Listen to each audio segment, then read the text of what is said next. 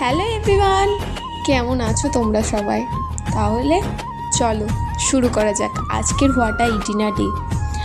সকালে আমি খেয়েছিলাম এই হালকা তেলে ভাজা পরোটাগুলো দেখে বুঝতে পারছো কতটা নরম হয়েছে।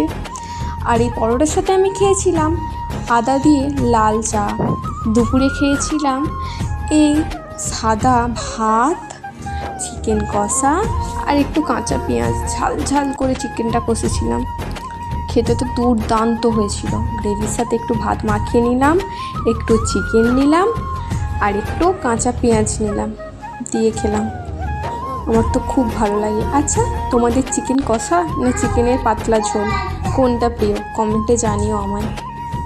আমার তো দুটোই ভালো লাগে। আর সন্ধেবেলায় খেয়েছিলাম এই ব্রেডগুলো সেঁকে সেই চিকেনের গ্রেভি দিয়ে খেয়েছিলাম।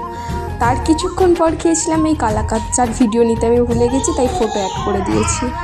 আর রাত্রে খেয়েছিলাম বাড়িতে বানানো চিকেন বিরিয়ানিটা কেমন হয়েছে দেখে বলো তো। না, অবশ্য খেয়ে না হলে বুঝতে পারবে না, তাও দেখে বলো তো কেমন হয়েছে। এটা আমার নিজের হাতে বানানো। Thanks for watching.